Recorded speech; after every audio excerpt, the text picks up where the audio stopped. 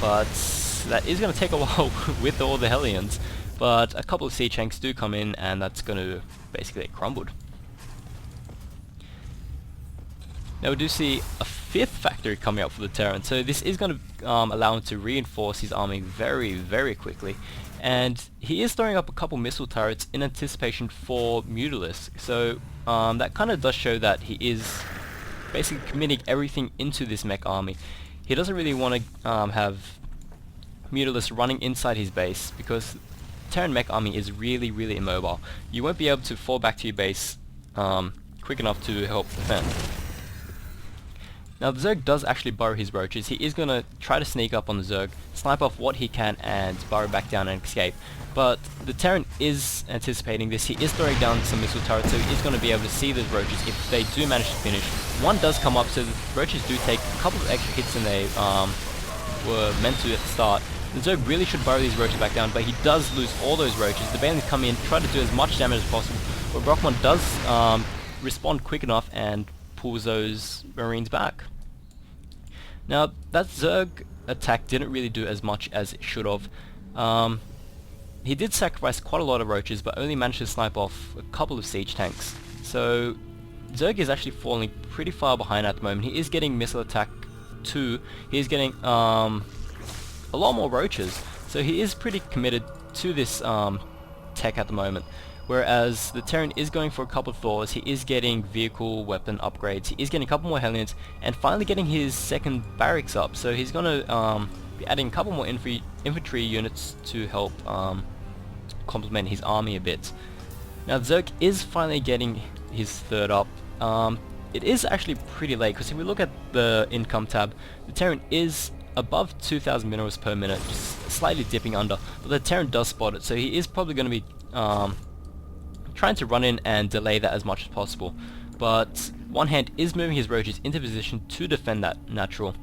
Zerg is currently sitting at 1,200 minerals per minute, and if you look at the worker count, it is really, really sparse, I guess the word would be.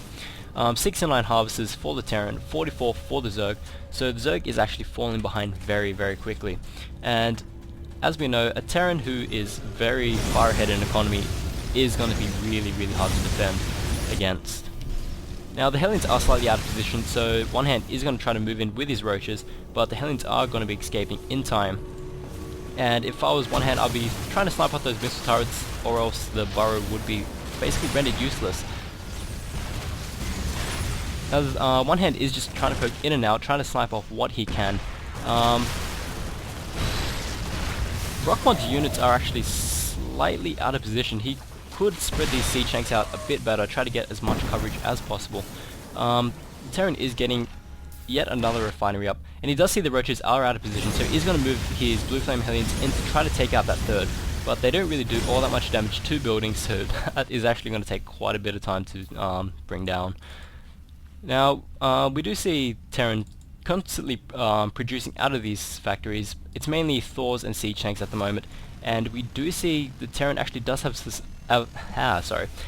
a substantial amount of siege tanks. He is getting vehicle weapons level 2, whereas the Zerg is getting his level 1 carapace at the moment, and also getting another queen to help saturate his third.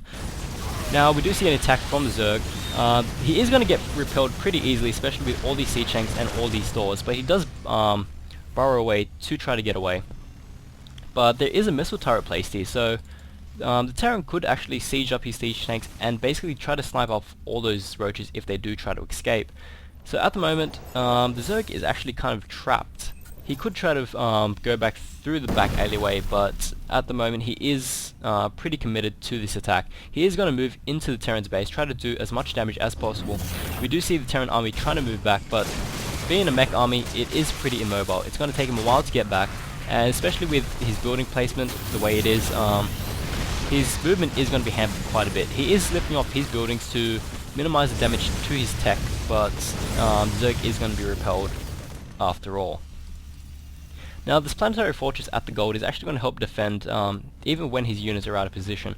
It's not going to hold for long, but it is going to hold enough. And we do see the roaches trying to push in, knowing that the units are out of position.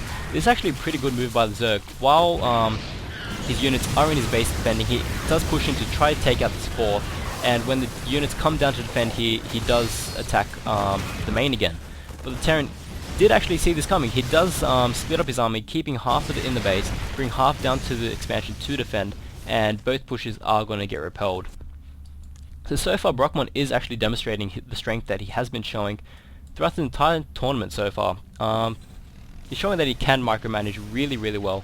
He knows that his macro, his build orders are pretty solid, especially against the specific race that he is playing.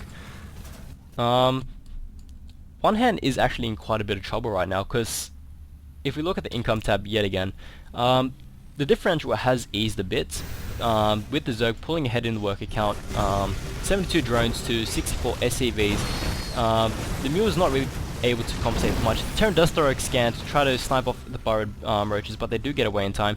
We do see the Terran actually going for yet another expansion. This would be expansion number 4, if my maths doesn't fail me. Yes, it is expansion number 4. But the Terran does push into the Zerg's main. He does siege up his siege tanks, so this hatch will probably fall. He does have quite a lot of roaches, but not really enough to do with this many siege tanks. He could try to burrow, try to force a scan out of the Terran, but with 3 command centers up, the Terran can actually afford to expend a couple of scans. Now the Terran does move out after sniping off this expansion. He doesn't really want to be caught off guard, as again, Terran mech army is pretty slow, and we do see Zerg is moving in because he knows the Terran is out of position. The planetary fortress is doing actually a lot of damage. The sea tanks taking out most of the roaches, and these siege tanks are going to come in to reinforce, and that roach army is going to basically be repelled. And we do see Brockemon saturating his 4th. At the moment, the Terran is still only sitting on 2 bases. He is probably mined out at his main, which he is. The natural is almost mined out as well. So at the moment, the Zerg is running really, really low on income. At the moment, the Zerg is on 700 versus the Terran's 1,500. The harvester count has dipped back into the favour of the Terran, 63 harvesters to 53 for the Zerg. Now if we look at the production tab again, more roaches coming out. The Zerg is finally getting his hive tech up. Terran is going for yet another expansion somewhere. And there it is. So he's probably going to try to float that off to either this back base, or if he wants to be a bit offensive and a bit risky, he could go for this base, but he is probably trying to go for the safe route, go for that expansion. And at the moment we do see a couple of Vikings out. They could go around and overlord hunt a bit, but at the moment Zerg is in a slight contained by the Terran. And by slight I mean quite a big contain. He is going to have quite a bit of trouble getting out of this. He would be able to get out of this if he did have some mutas on the field, but even then the Thors would be dealing quite a lot of damage. OneHand does GG out of game 1, and OneHand did play pretty well in that game, but Brockemon just happened to slightly outplay the Zerg this time around. But again, this is a best of 5, so OneHand does have a chance to come back, and we'll just have to see if he manages to take out a couple of games. So this has been Crucius for UCID and New South Wales StarSoc, as well as Into StarCraft, and I'll be back with Game 2.